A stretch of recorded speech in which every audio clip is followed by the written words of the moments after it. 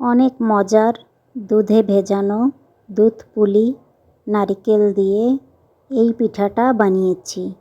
খেতে খুব সুস্বাদু হয়েছিল।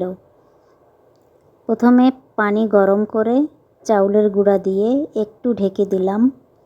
তারপর নেড়ে চেড়ে দিয়ে সুন্দর একটা ডো তৈরি করে নিলাম। চাউলের গুঁড়া একটু সিদ্ধ হয়ে গেলে এই যে ডোটা হয়ে গেল। এখন নারিকেল গুড় একসাথে ভেজে নিব।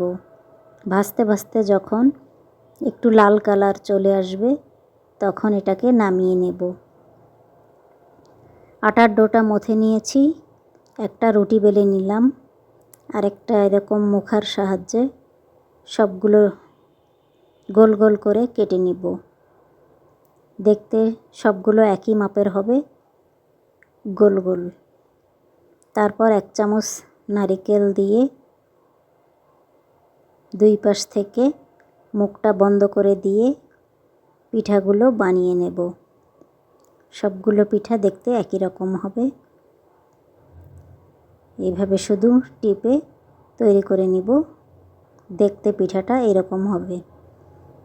আরেকটা তৈরি করতেছি।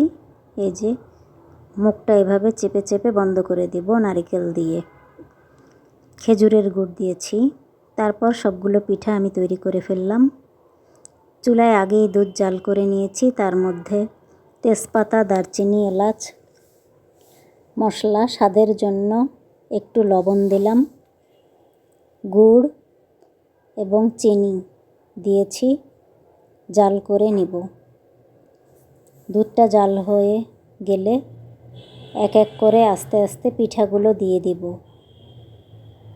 আস্তে আস্তে পিঠাগুলো আমি সব দিয়ে দিচ্ছি। এই যে সব পিঠাগুলো দিয়ে দিচ্ছি। এখন একটু জাল করে নিব।